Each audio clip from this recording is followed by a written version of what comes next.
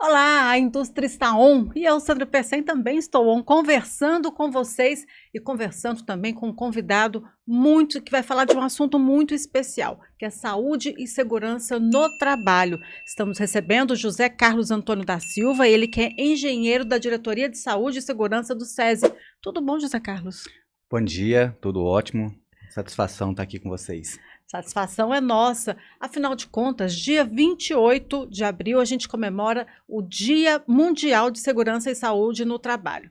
Quando a gente fala de saúde e segurança no trabalho, a gente logo pensa construção civil, aqueles prédios, as pessoas com capacete, cinto e etc. Aí sim, tudo bem, nós temos que usar os equipamentos de segurança, mas não é só em trabalho em altura, não é só em espaço confinado que a gente tem que se prevenir e cuidar da saúde e da segurança no trabalho. E é sobre isso que nós vamos falar daqui a pouquinho, é só rodar a vinheta.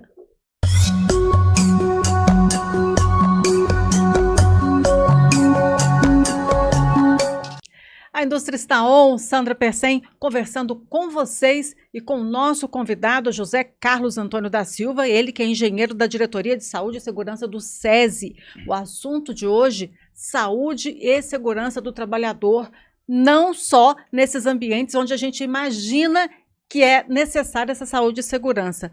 José Carlos, cuidar da saúde e segurança do trabalhador depende também do próprio trabalhador. Como que é feito isso? Com certeza, Sandra.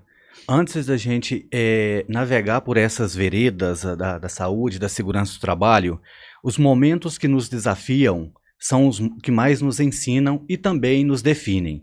E é com esse espírito que eu gostaria de iniciar aqui com vocês esse bate-papo bem descontraído, esse podcast, para falar de um assunto que muito me interessa, que é sobre saúde e segurança do trabalho. E como você bem colocou, Sandra, realmente não é somente nesses grandes ambientes que a gente tem que fazer saúde e segurança do trabalho. Pelo contrário, desde um ambiente administrativo, o empregador tem que se responsabilizar com a parte que lhe cabe de todo o arcabouço legal que nós temos, da parte trabalhista, da parte previdenciária, e também os trabalhadores, os colaboradores, empregados, eles têm sim também as suas responsabilidades diante de tudo isso que nós vamos falar hoje sobre saúde e segurança no trabalho. A grosso modo, o empregador tem que oferecer as condições e o trabalhador tem que fazer uso delas. Perfeitamente. Isso é o arroz com feijão, digamos assim, Sandra. Como assim? Hoje nós temos algumas normas regulamentadoras, umas normas bastante importantes e comparado com outros países, estamos bem à frente. E uma das primeiras normas que define isso é a própria NR1. A primeira de todas, ela já traz todo esse escopo de responsabilidades. O que seria essa responsabilidade? Tanto do empregador como dos trabalhadores, dos empregados. E a gente parte de uma premissa simples. O empregador ele tem a responsabilidade de fazer todo esse mapeamento de riscos no seu ambiente de trabalho, ou seja, construir um inventário de risco. A partir do momento que se constrói esse inventário de riscos, tem ciência de tudo que tem que ser tratado. Na sequência, constrói-se um plano de ação. Esse plano de ação, ou seja, é para tratar aqueles inconvenientes, digamos assim, no ambiente de trabalho. E tem uma cadeia de informações, de processos que a gente consegue tratar isso. E a última delas, já vou entrar já pegando uma parte contundente, é o equipamento de proteção individual, ou seja, depois que tem toda uma estrutura, uma hierarquia, se não conseguir tratar e justificar aquilo que não foi possível fazer antes, entra com equipamento de proteção individual. Só que aí, muitas empresas, infelizmente, caem num processo legal, na reclamação trabalhista, perde aquilo e rasga dinheiro. Infelizmente, grande parte do empregador não consegue fazer uma gestão clara, objetiva, o que é saúde e segurança do trabalho. Por quê? Porque não é só entregar o equipamento de proteção individual, Sandra. Tem todo um contexto de periodicidade, de troca que tem que ser feita a troca desses equipamentos, tem que treinar os trabalhadores sobre o uso correto. Além de tudo isso, a norma deixa claro para o empregador. É a obrigação do empregador cobrar o uso. E como que ele vai cobrar o uso? Aí a norma não deixa de maneira hermética e estanque, pelo contrário. Empregador, faça que o trabalhador cumpra a lei, mas ele só vai cumprir a lei a partir do momento que ele tiver ciência das obrigações dele. Então, uma gestão bem feita, simples, dentro de um sistema de gestão que uma empresa de pequeno, médio e grande porte consegue fazer, desde que tenha um trabalhador, um funcionário que seja o facilitador da segurança do trabalho, para conduzir todo esse processo. E a partir desse momento, a gente começa a dar nome aos bois, diga de passagem. Ou seja, minha responsabilidade começa quando a sua termina quando a minha começa e vice-versa. Ou seja, em resumo de tudo isso que você falou, não adianta o empregador achar que ele lá colocou os equipamentos de segurança e a responsabilidade dele acabou por ali. Ele tem que fazer com que o trabalhador use o equipamento. Ou seja, o fato do trabalhador não usar o equipamento não exime a culpa, em caso de acidente do trabalho, não exime a culpa do empresário. Isso mesmo, de forma alguma. Porque tem outros processos que tem que ser cumprido. Ou seja, se eu recebi o equipamento, um capacete, um equipamento de proteção individual, eu como trabalhador, esse equipamento não é meu. Isso tem que ficar claro, primeira coisa para o trabalhador, é um empréstimo que a gente está recebendo ali. Então, para todo esse processo, de acordo com a NR1, a NR6, que trata desses processos, essas normas regulamentadoras, ela traz isso de uma forma muito clara e muito pacífica dentro desse arcabouço legal. Só que, para a gente discutir isso a fundo, Sandra, tem que se tomar cuidado. Antes de querer implementar tudo isso, a empresa ela tem que ter uma cabeça aberta para a gente falar sobre saúde e segurança do trabalho, como um requisito, como uma base, como um pilar, como algo que não é negociável. Ou seja, isso tem que partir de cima para baixo, com alta direção, ter ciência disso. A partir tem que fazer do momento, parte da cultura da empresa. Perfeitamente. Essa é a palavra que eu estava buscando. A partir do momento que a empresa tem essa cultura nas veias, no seu sangue, as coisas vão começar a fazer sentido e o técnico de segurança ele não é aquela pessoa que deve ali ficar cobrando EPI. Pelo contrário, ele é um facilitador. Responsável por todo esse processo, se nós formos discutir parte civil, parte criminal, o supervisor que está na linha de frente ali daquele setor, ele também tem sua responsabilidade de auxiliar, de cobrar o seu subordinado, o seu funcionário, do uso correto do equipamento de proteção individual. Lembrando que o EPI é a última das tratativas da hierarquia de controle que tem que ser colocado. Porque muitas vezes, infelizmente, nós vemos isso na linha de produção, um funcionário querer trabalhar como robô. Isso atrapalha até a produção.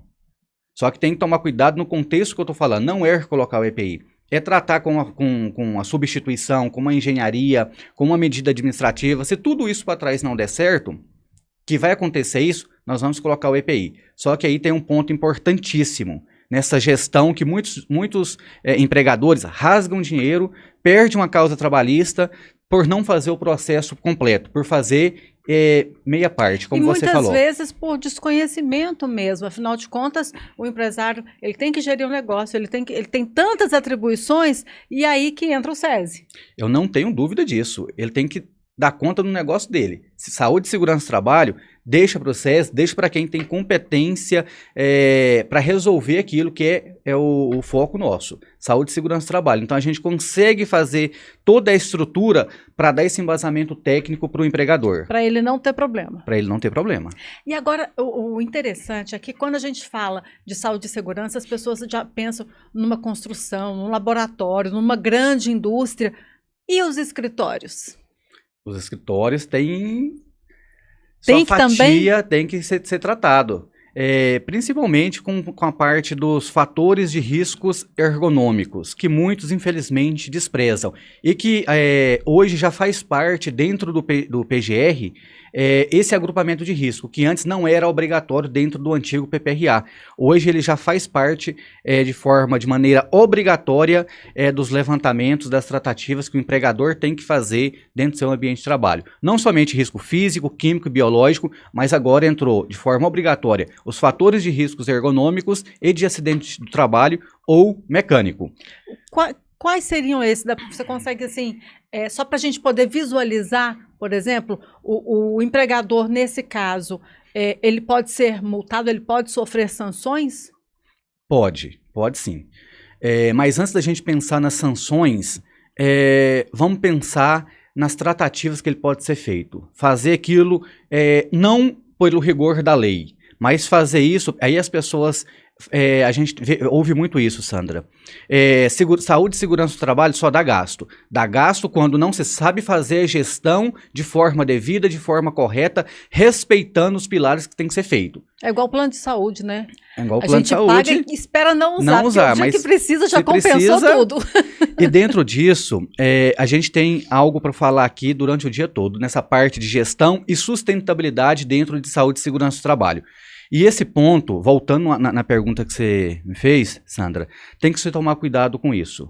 Porque se essa gestão ela é mal feita, ela vai ter efeitos rebote negativo, que não consegue se converter nisso em rendimentos, mas sim em custos. Por exemplo, dentro de um ambiente laboral, dentro de um escritório, pode-se ter vários problemas de saúde ocupacional, começando do mobiliário inadequado, um computador que não tem um ajuste perfeito, uma cadeira que não é ergonomicamente perfeita, um ar-condicionado que não é bem regulado, que tem a temperatura ideal, muito frio ou um ambiente muito quente, que traz esse desconforto para o trabalhador, um simples fato de transportar, de fazer o levantamento e transporte de material dentro do ambiente de trabalho, se esse trabalhador não tiver a capacitação, o treinamento adequado para aquilo, ele pode, a forma dele pegar uma carga e ele fazer uma força com a coluna e ter um problema de saúde por conta de algo simples que foi feito e ele pode ser afastado. E esse é o ponto positivo que a gente consegue trabalhar a conscientização do trabalhador, do empregador, se aplicar de maneira correta todos os processos que tem que ser feito, ele consegue mitigar gastos enormes, principalmente com o FAP, que é o Fator Acidentário de Trabalho, e a GIORRAT, que são alíquotas que tem que se pagar para o governo, para uma aposentadoria especial, para algum afastamento que tem, alguns benefícios do INSS, cito como exemplo, B91, B92, B93 e B94, que são afastamentos previdenciários que o governo tem que custear. Na verdade, nós custeamos porque nós temos a contribuição disso. E dentro, para a gente fechar esse bloco de custos, tem muitas empresas que pagam insalubridade de 10%, 20% e 40%, paga periculosidade de 30% sobre o salário base e aposentadoria especial, que tem que recolher uma alíquota de 6%, 9% ou 12%. Sem falar no que nós estamos falando agora, Sandra, compra de EPI que não é barato, treinamento que não é barato, substituição de equipamentos que não é barato. E de tudo isso não funcionar, se o trabalhador acidentar, tem uma máquina que pode deixar de ser operada, que ele deixa de produzir. Tem outros funcionários, como eu já vivenciei no chão de fábrica, que não quer assumir aquela linha de produção por conta do acidente gravíssimo que teve lá.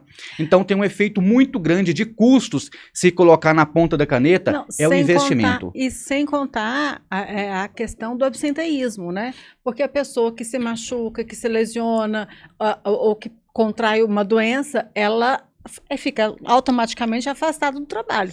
E isso, com certeza, é prejuízo para o trabalhador. Então, se você previne todas essas situações, você está evitando que o trabalhador se ausente. E você diminui, digamos assim, não é a palavra certa, esse turnover de acidentes, porque esse número de acidentes, se a empresa não tratar isso, isso tem toda uma sistemática de cálculos que nós fazemos, que ela paga aí, dependendo de um acidente, 50 mil, 150 mil, 180 mil por conta, vou dizer, do FAP, de uma forma bem simples, que é o multiplicador de meio ou 2 inteiros, que ele consegue fazer todo o cálculo de acidente e sinistralidade que está tendo. Vou dar um exemplo. Até o 15º dia, se um trabalhador sofrer um acidente e ficar afastado, quem custeia isso é o empregador. A partir do 16º dia, quem vai custear isso é o governo. Então, isso tem um efeito da documentação legal, que se a gente for tratar a rastreabilidade de tudo isso, que isso volta de forma negativa não somente para o empregador, mas para todos os brasileiros e todos os contribuintes, porque somos nós que contribuímos. Então, esse dinheiro que poderia ser revertido em outra coisa, ele está custeando o quê? Um funcionário que está parado, sofreu um acidente, ficou paraplégico, enfim, infelizmente por morte. Falando nisso, nesse assunto, se me permite, Sandra, o último dado que saiu no Observatório de Segurança e Saúde do Trabalho, Smart Lab, do governo federal, são mais de 600 mil acidentes, mais de 2.500 óbitos e mais de 110 mil subnotificações de acidente de trabalho. Ou seja, é um número muito alto. São milhões e milhões que o governo, infelizmente, tem esse custo, não somente o governo, mas o Sistema Único de Saúde, por conta desses acidentes. E isso poderia ser evitado. Com Isso, uma boa gestão. uma boa gestão. José Carlos, agora as relações de trabalho também estão mudando. Elas, né? Hoje a gente tem o home office, tem o trabalho híbrido, tem as reuniões online, e tudo isso também afeta nessa relação de trabalho e, consequentemente, nessa responsabilidade. O trabalhador que trabalha em casa, ele pode, no caso de uma ergonomia inadequada, ele pode responsabilizar a empresa? Esse é um assunto bem contundente, viu, Sandra? Esse a gente tem que tomar cuidado para a gente navegar por essas veredas, porque vai depender muito de como foi essa negociação. Uhum. Mas sim, a responsabilidade do empregador e dele pode pleitear também para o empregador um ambiente de trabalho adequado. Imagina que eu estou na minha casa, eu tenho uma mesinha simples ali, uma cadeirinha de madeira para trabalhar 8 horas ali. Uhum. Isso vai dar um desgaste, até questão de produtividade mesmo, isso infelizmente pode diminuir. Então, é claro, responsabilidades é responsabilidades. A gente pode entrar aí por algumas veredas jurídicas que a gente tem que tomar cuidado. Mas sim, a obrigação do trabalhador é ele, no ambiente de trabalho, ele dar as condições ideais para aquele trabalhador executar suas atividades diárias. Independente onde ele esteja. Independente onde que ele esteja. Principalmente, por exemplo, vai fazer uma viagem a trabalho. Ele tem que ter as condições para deslocar em um veículo que seja adequadamente correto para ele viajar, ter as condições para ele pernoitar, ter as condições para ele tomar suas refeições. Ele não vai desembolsar isso do bolso dele. E da mesma forma, se for em home office, isso pode, tanto o trabalhador, dependendo do acordo que foram feito, ele pleitear isso para o empregador, para ele ter esse ambiente adequado dentro da sua residência para executar suas atividades. Agora, como que o empregador, né, o gestor de uma empresa pode ter conhecimento de todas essas normas, ou o que ele tem que fazer para poder ter uma gestão eficiente das atividades laborais? Primeira coisa, processo. Esse processo ele tem que estar de uma forma bem clara e bem transparente. Aí vamos sair um pouquinho das caixinhas de saúde e segurança do trabalho e vamos adentrar em outros departamentos. Porque saúde e segurança do trabalho, ele não trabalha de maneira hermética. Junto com a saúde e segurança, a parte de tecnologia da informação, principalmente a parte de recursos humanos, tem que falar a mesma língua. E esse processo, junto com o pessoal de produção, supervisores, gerente de produção, isso tem que estar muito bem delineado. Então, a gente começa a definir o processo. A gente fazendo, junto com toda essa equipe, um processo bem feito, bem delineado, com as obrigações, fazendo os mapeamentos de riscos, como que aquilo vai ser tratado, a gente já consegue 90% resolver este problema. Uhum. A gente vê que é uma coisa muito complexa. Aí, no caso, é muito mais fácil eles contratarem o SESI, que o SESI já faz toda essa consultoria? Conseguimos fazer essa consultoria em loco para o empregador, junto com a equipe deles, para tratar toda essa parte legal, documentação, não só a parte trabalhista, mas também a parte previdenciária, inclusive os atendimentos com o E-Social. Certo. E treinamentos. Agora, em relação aos prestadores de serviço, a pessoa não é servidor, não é um colaborador da empresa, mas presta serviços dentro da empresa. A empresa também é responsável pela saúde e a segurança desse trabalhador? Te respondo isso sem sombra de dúvidas. A norma, ela é bem clara quanto a isso. Eu vou fazer uma analogia com você. Entra na sua casa quem você não queira que entra? Espero que não. Não, a que não seja um bandido, né? Não. Então, a partir do momento que entra aqui, nós temos regras. E a legislação trabalhista e previdenciária, ela não deixa de forma hermética que nós fazemos nossa gestão. Pelo contrário, nós podemos ainda melhorar isso ainda mais. Ou seja, além de cumprir todos esses processos, a norma é bem clara. Quem for entrar aqui dentro para prestar um serviço, ele tem que ter ciência dos riscos que ele vai estar no nosso ambiente de trabalho. Quem tem a obrigação de repassar isso para ele é o contratante. E o contratado, é claro que isso vai em meandros de outros processos, principalmente com a parte de contratação, de licitação, de compras, que tem que ser envolvido nisso. Por isso que é importante ter uma gestão. No início nós começamos com isso, com um sistema de gestão. Se eu tenho procedimentos operacionais padrão, nós damos visibilidade para eles, para todas as áreas das empresas e colocamos responsabilidades na mão desse comprador, por exemplo, ele sabe, quando ele for contratar a empresa da Sandra, ele sabe que vai ter que te pedir toda a documentação legal para contratante fazer uma análise. Seus trabalhadores têm que estar com o ASO em dia. Então, a partir do momento, você não vai entrar simplesmente por um contrato. Tem que respeitar as cláusulas daquele contrato, que deve fazer parte, em primeiro lugar, saúde e segurança. E a gente nós fazemos uma integração com esses novos colaboradores, mesmo sendo terceiros, e explicar as regras que está aqui, colocar em cima da mesa. Aqui funciona dessa forma. Se tiver alguma uma norma que ela seja transgredida, nós vamos tratar ela. Nós vamos tratar ela principalmente dentro de uma reunião de kickoff inicial com o prestador de serviço, o preposto, e a gente fazer todo esse processo com eles, explicar como que funciona tudo aqui e acompanhar o processo também, é responsabilidade nossa. Não é que nós contratamos um trabalhador para fazer a fachada do prédio, por exemplo, a parte de revestimento em pintura, e nós vamos deixar para lá. Pelo contrário, tem a obrigação nossa também de corresponsabilidade de monitorar esse trabalho desse prestador de serviço. Será que os equipamentos de segurança, as cordas que ele está utilizando, a forma de fazer a amarração é a forma correta? Será que os equipamentos não estão gastos? Será que eles conseguem atender às necessidades mínimas de segurança? Esse trabalhador ele tem um treinamento para trabalhar em altura? Esse treinamento está dentro da periodicidade? Então tem todas essas tratativas que tem que ser feita. E é mais fácil e mais barato tratar isso antes do que depois, infelizmente, tentar tratar e fazer a mitigação após um acidente. Com certeza, e o SESI está aí à disposição justamente para tomar conta dessa complexidade, né? Porque saúde e segurança do trabalho é um serviço complexo, é uma estrutura extremamente complexa e que exige muito conhecimento e muita atualização em relação às normas e regulamentos na área. José Carlos Antônio da Silva, engenheiro da Diretoria de Saúde e Segurança do SESI, muito obrigado pela sua presença. Nós estamos à disposição para atender vocês. E antes de fechar, só queria fazer um comunicado. Nós estamos já encerrando o Abril Verde, certo? Certo. E Abril Verde, pessoal, talvez muitos não saibam, mas é importante a gente ressaltar aqui nesse momento para fazer o fechamento, que a OIT, a Organização Internacional do Trabalho, ela teve toda uma construção, o porquê de ser comemorado no dia 28 de abril, o Dia Mundial da Segurança e Saúde do Trabalho. Isso de forma mundial.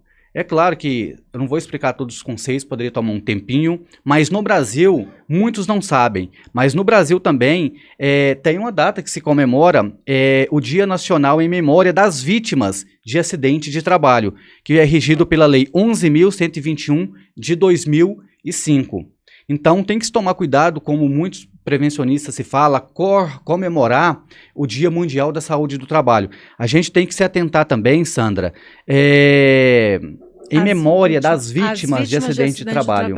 E principalmente para que elas deixem de existir, né? Novas vítimas deixem de existir. E isso parte principalmente dessa conscientização, entender todo esse arcabouço legal e colocar isso em prática. E não somente cumprir pelo rigor da lei, mas pelos benefícios e pelo bem-estar que isso pode trazer para o trabalhador de maneira direta, de forma indireta para os seus familiares e para toda a sociedade. José Carlos Antônio da Silva, muito obrigada pela presença e obrigada a você que esteve com a gente, nos acompanhando, que curtiu esse bate-papo sobre saúde e segurança do trabalhador, que é um assunto extremamente importante, extremamente relevante, não só para você que é empresário, mas para você que é trabalhador também, para poder exigir os seus direitos. Se você gostou do nosso assunto, deixa seu like, compartilhe com seus amigos, compartilhe com sua empresa, compartilhe com empresários, para que todos possam ter conhecimento desse assunto que é tão importante. E se ainda assim ficou com dúvida, liga para a gente que a gente consegue responder as suas dúvidas. E na próxima semana a gente volta com outras informações e mais novidades no Indústria Tá On.